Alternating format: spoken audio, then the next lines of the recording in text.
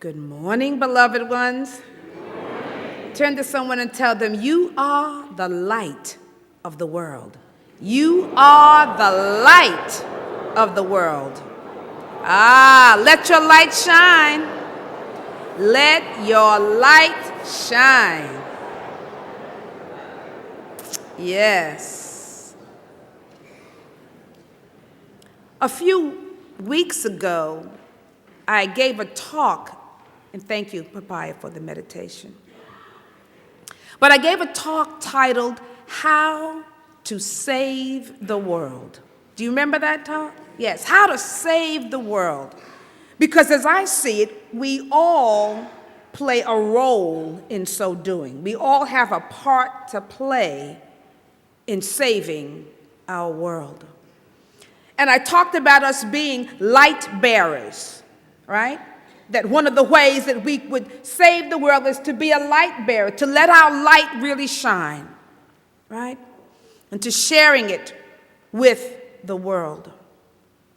I talked about our being change agents, the ones who would be able to see the good in any situation, to see the highest and the best, even when we have a tendency to want to see something other, right? To look beyond the appearance of that situation, of that circumstance, and to behold it as God sees it and as God named it, right? Because everything that was created, God said it was good. And so we talked about allowing ourselves to see the best and the highest in that situation, to see the good in that situation, in every person, and most importantly, to see it within ourselves, right? To see it here within ourselves. Lao Tzu said this. I think he said it best. He said, if you want to awaken all humanity, then awaken all of yourself. If you want to eliminate the suffering in the world, then eliminate all that is dark and negative in yourself.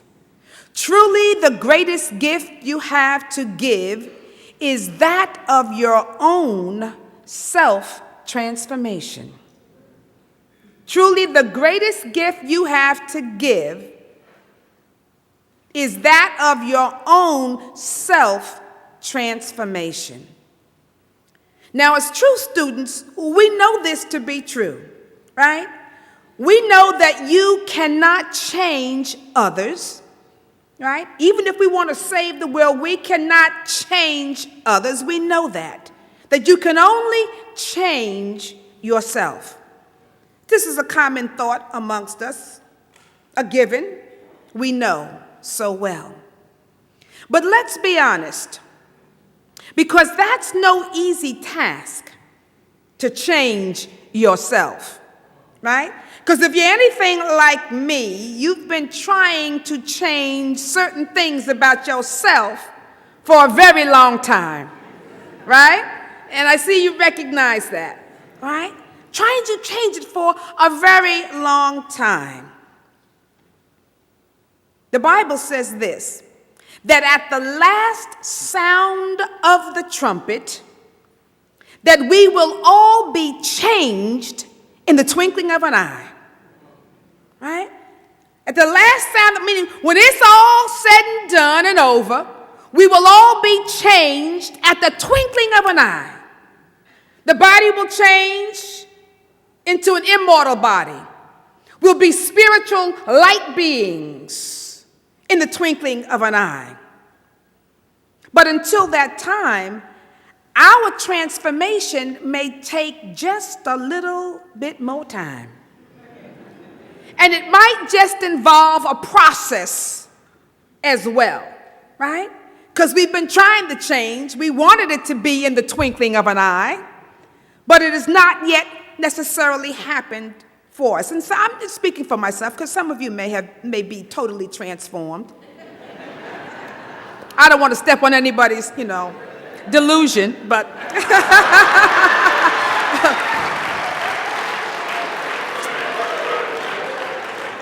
I'm just joking. Because that's our goal, but that's our goal. That's the goal. Now you might be thinking, well, why not just wait?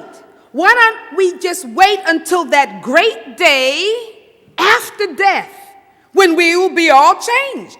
Why don't we wait until then? Why try to do all this work on ourselves when in the end we're going to be changed anyway? Right?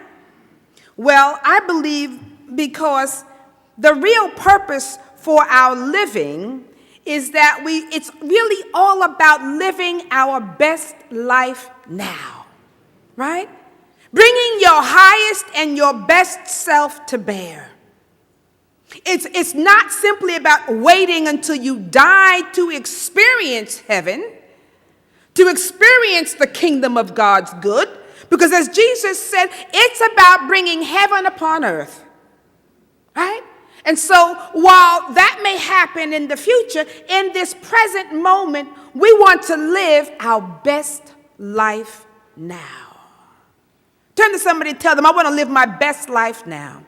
I want to live my best life now. Yeah, I want to live my best life now. You know, there's always a reason why I ask you to turn to somebody and to tell them something. Sometimes people think it's just a cute thing to do, but let me tell you, there is power in your spoken word. There's something powerful when you hear yourself make a declaration, right? It's not just, but when you say to somebody, I want this, and you declare it, and you speak it for yourself, and you hear your own words coming into bear, filling the ethers and filling the heavens, there's something powerful about that. That causes something in your soul to be stirred and say, yes, this is true for me. This can be true for me. I am speaking my truth. So when I say turn to somebody and tell them, you should tell them with all the energy and the power that you have inside, because it will stir up something deep in your soul. It will cause the heavens to take notice, you see, and to begin to automatically begin to bring that which you have declared into being. So we have declared, I want to live my best life now. Now, it doesn't mean that we're not going to experience an even better life later, because hopefully we will have the experience of eternal life, right? That we'll be resurrected into something even more marvelous. But in the meantime, while we are here, we're living our best life now. That's the desire. Now, in order for that to happen, we may have to look at some things that we want to change about ourselves. Because we know, as I just said, if you keep on doing what you've always done, you will always get what you always got. Forget the improper grammar and all that. If you keep on doing what you've always done, you will get what you always got. It's just the law. It's how it works. So if we are to experience the way of transformation, this twinkling of this change within ourselves, if we're really wanting to do that, then if we really want somehow something about our lives to be different, to show up differently, then we're going to have a few changes. You're going to have a change of heart, you're going to have a change of mind, and you're going to have a change of action or a change of direction if you want something about your life to be different than the way it is right now. We've got to make some changes. So I thought, let's talk about having a change of mind first. We'll talk about having a change of heart next week, but a change of mind, because again, as true students, we already know this. We know that we've heard that to change your thoughts is to do what? To change your life. Change your thoughts, you change your life. We've heard it, we know it, we even say it to our friends, right? We write it. To change your thought is to change your life. That's nothing new for us. But I want to ask you, how many of you are really successful at changing your thoughts, changing your mind. It might be safe to say that the same old patterns, the same old thought patterns that we really wanted to let go of, right, are still plaguing us from time to time. Is that not true for most of us? They still plague us from time to time. And yet, we all have good intentions. We do really want to change. We really want to be transformed. Oh, we really do. That is a deep heart's desire. We want to be transformed. But you see, having good intentions is not enough. Because we must attend to our intentions. We must attend to our intentions. That is, we must somehow give our attention some attention. You've got to do that. Because you see, it's very easy to have a thought or an intention and then to have it be a fleeting experience, right? Because you know how quickly thoughts come and they come in. Oh, that's a good idea. Oh, that's a good thing. And they fleet and they go. That comes and whoop, out, in here, out here. It's fleeting, right? Very good thought. I've had several million-dollar ideas. I really have. And I know you've had some too. But they're fleeting, right? They come and they go. But in order for your intentions to have life and substance that will actually lead to manifestation, you're going to have to work with them daily. You're going to have to somehow catch them and capture them from the fleeting, from the movement, and grab one and hold it and give it some attention in order for it to manifest. Otherwise, they'll just simply come and go. And, it's called thinking. That's all we're doing is thinking. If you want something different, then you have to know how to, as Mr. Philman used to say, lay hold of a thought. You've got to be able to work with it, not just observe it and let it go, and here comes another, and here comes another. And this is how we get hypnotized. We just, in life, we just keep looking at all the thoughts, right? Until we're not focused on anything. We're just looking and watching and walking around in a daze. So there's a purpose. You've got to understand how to work with your mind and your thoughts, to have a change of mind. When we were at Capon Springs a couple of weeks ago, our facilitator was Mozella Ademeluyi, and she did an excellent job on helping us, each of us, to figure out what it was going to take for us to actually climb our mountains. I don't know if you remember hearing the advertisement about what the theme for the retreat was going to be, but it was about reaching the summit, right? And Mozella had actually climbed Mount Kilimanjaro twice. And in her process of doing that, she brought back some life lessons that she shared with us, life lessons for us to follow as we each attempt to climb our own personal mountains. Now, during the retreat, we each got to name our mountain that we wanted to climb. That is, we got to say what goal it was that we were trying to reach. And then we had an opportunity to figure out what was absolutely necessary for us to carry in our backpacks in order to reach the summit. What was absolutely necessary, because you would never make it if you carried a whole bunch of junk. She said that the guides, whenever they decided what they were going to take in their backpack, the guides came in to inspect, and they had to lay everything out. And they looked and they said, that's going, that's going, that's going, that's going, that's going. And they were like, what? And think about it.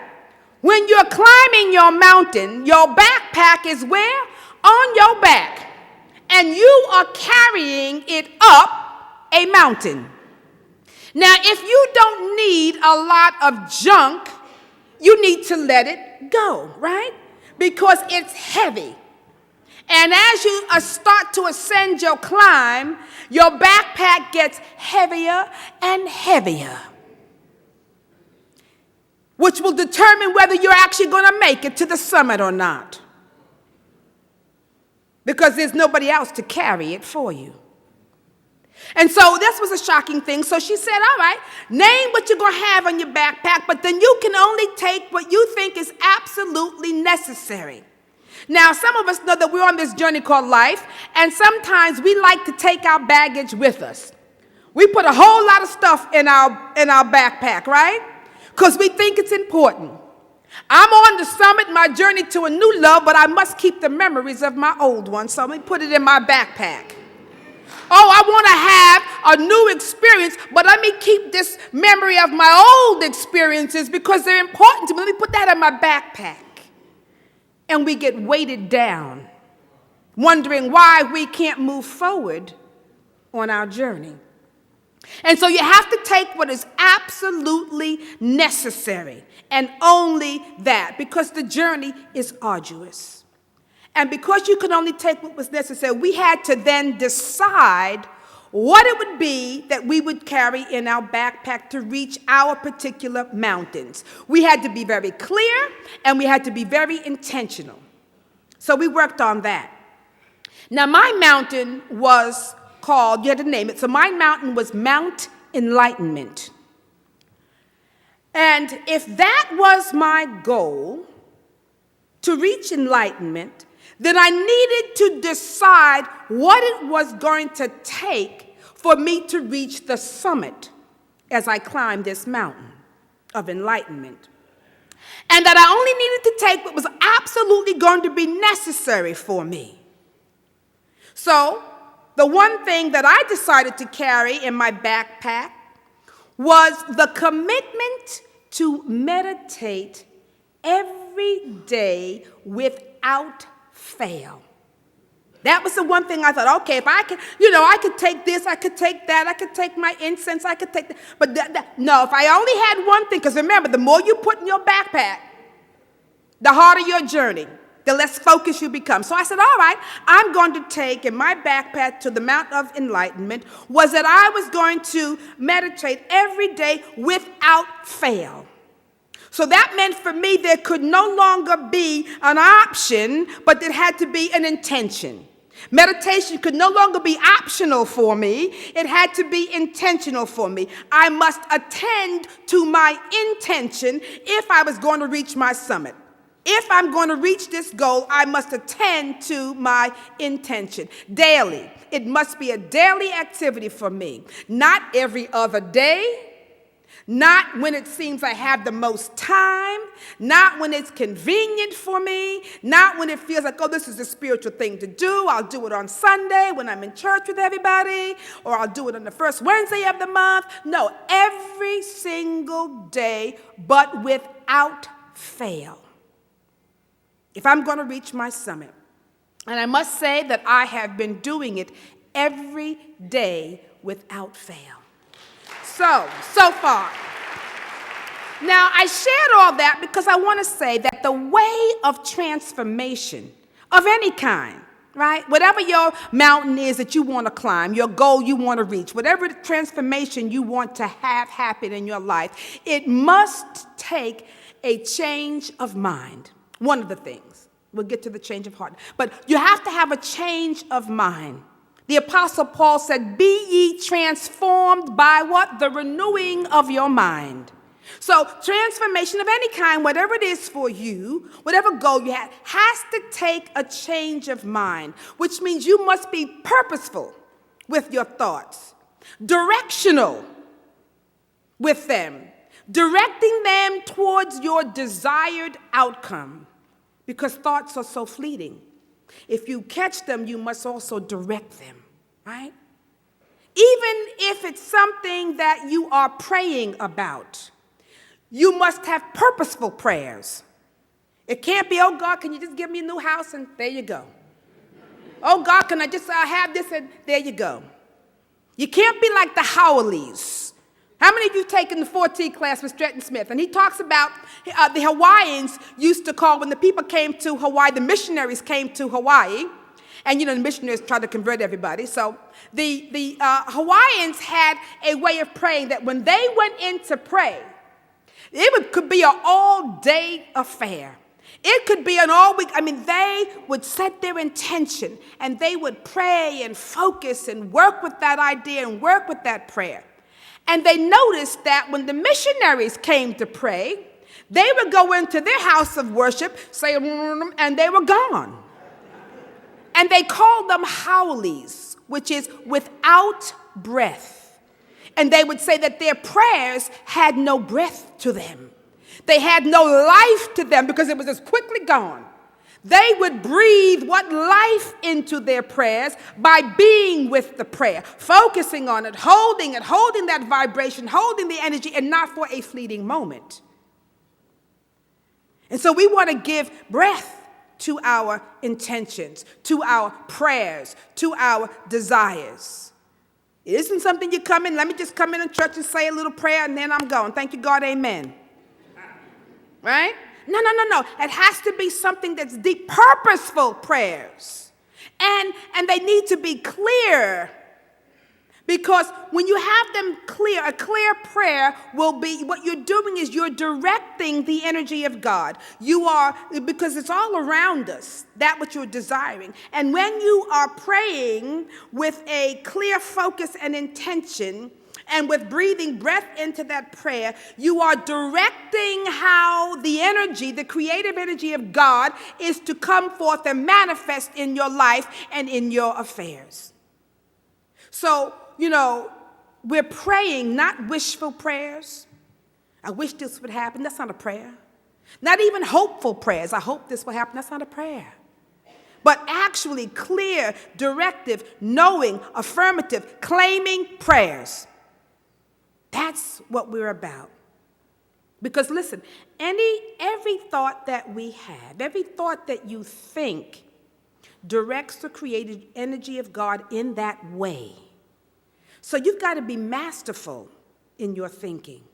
You've got to be directional and intentional, because that's the only way that you're going to be able to live on purpose and with purpose. One of the common themes that came out in this retreat about everyone's essential thing that was needed to take them to the top of their mountain was the idea of consistency. It didn't matter what particular mountain, everybody had a different name for their mountain that they were climbing and their goal, their summit that they wanted to reach, but it didn't matter what the end result was. I'm in enlightenment, somebody else had a different thing. But what mattered was the consistency in carrying out the effort to get to the summit. That's what we found was common amongst everybody. Because, see, having good intentions is fine, even clear intentions, but without the consistency to attend to them, you will yield very little. So you have to begin to recognize, well, what is it that gets in the way of your being consistent? It's not that you don't have a wonderful idea, a wonderful dream, a wonderful desire. We all have them. But what is it that stands in the way of your being able to be consistent? Well, I think it's this. You have to be able to recognize distractions when they come. Because there'll always be other things that you could be doing, right? Or that you feel that you should be doing, or that you even want to do. But that's only a distraction, an energy, a thought that is going to take you away from your intentions, right? The mind is full of distractions all the time. New thoughts, coming in. So what happens is I began to examine the thoughts that I have. When I get up in the morning, I have the intention I want to meditate. So I began to examine, well, what happens in between that thought and the actual experience? Is that other thoughts come in to distract me. So once I make my morning trek to use the facilities, I should go and sit in my what? Meditation chair.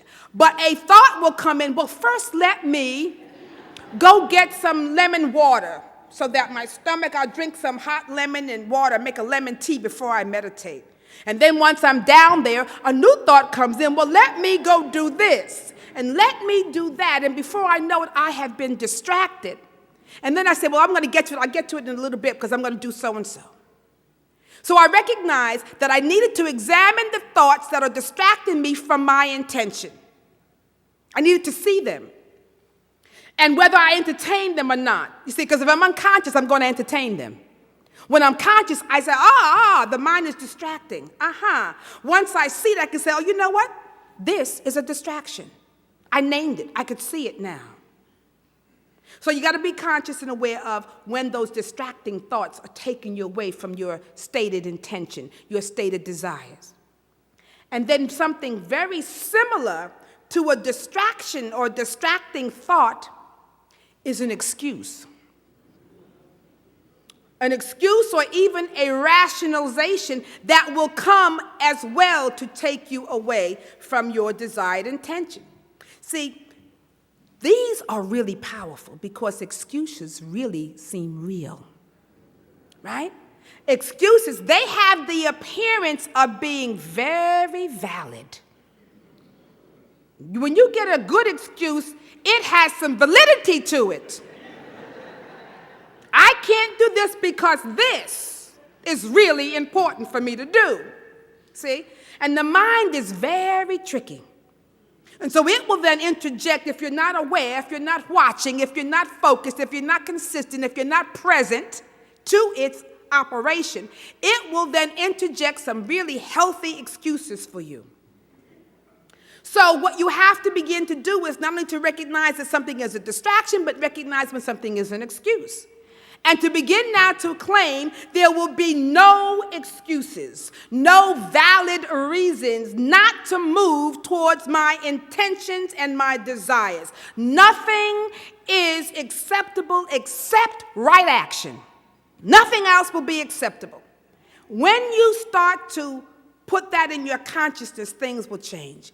You've got to call yourself out. You've got to call the mind out when you see it taking you away from your intention. Call it out. That's a distraction. That's an excuse. Very valid, but it's an excuse. There will be no excuses for me. Because when you can begin to develop some kind of consistency for yourself, with your efforts, something magical is going to begin to happen. When you can say, I will allow no excuses, no valid reasons to stand in the way of me achieving and moving toward my intention, all of a sudden you begin to retrain the mind.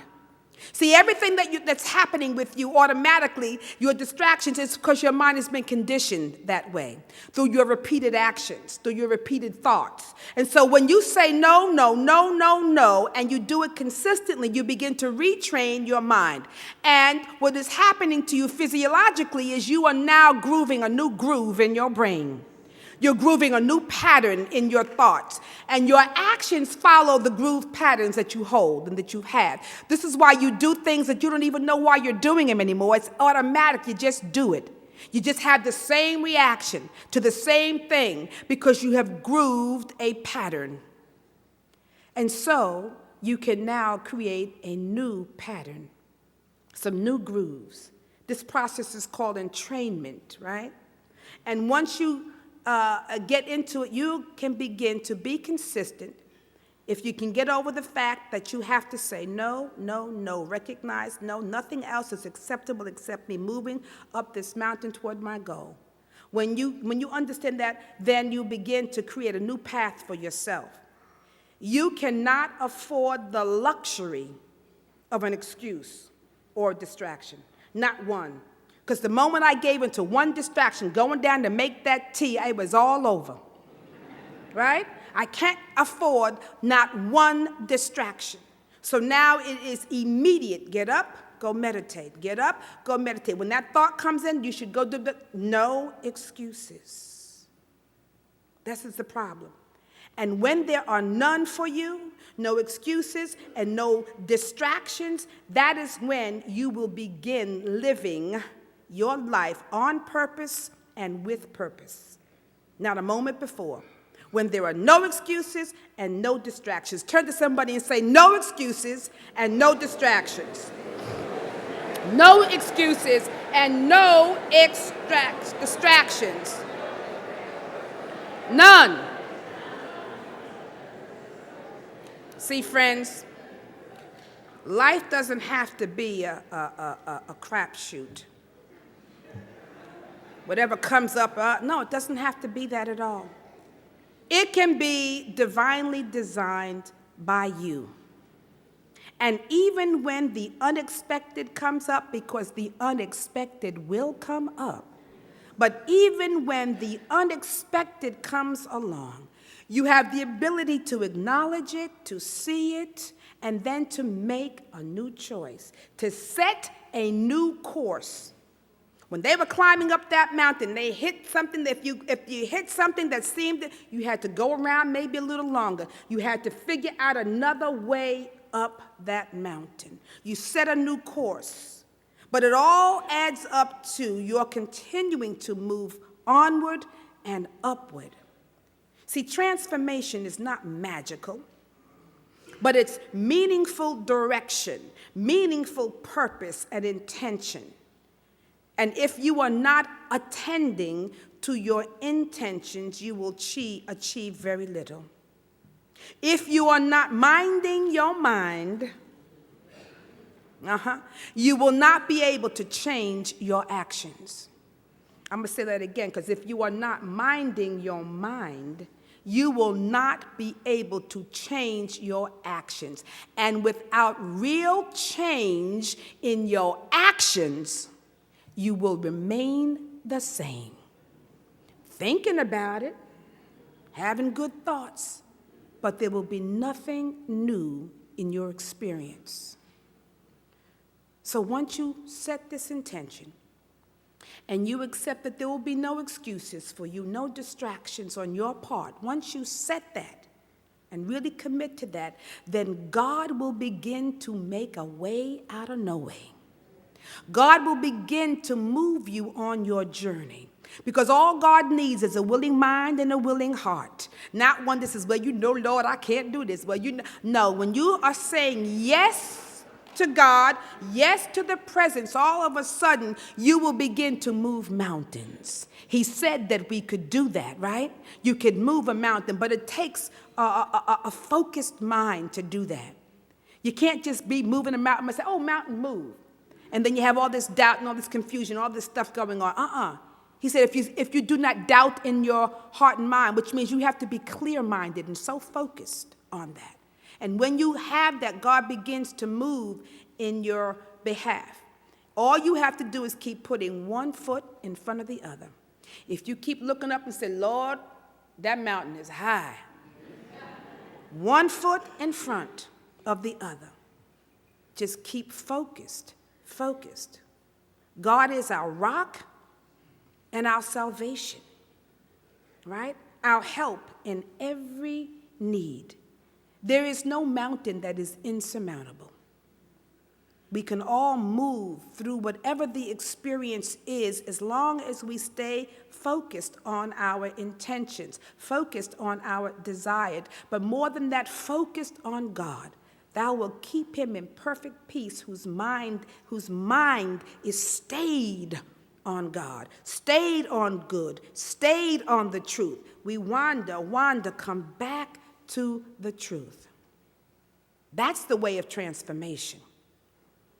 And Jesus told his disciples, he said, I'm going to prepare a place for you, that you may come where I am, and you know the way where I'm going. Now the bright ones said, well, we don't know where you're going. How do we know the way? He said, I am the way, the truth, and the life. I am the way. Keep your mind stayed on that divine expression of the Christ in you, and you will know the way. You will be strengthened, right? You'll be strengthened on your journey. I can do all things through what Christ who strengthens me. If you keep on that, the way of transformation will be for you.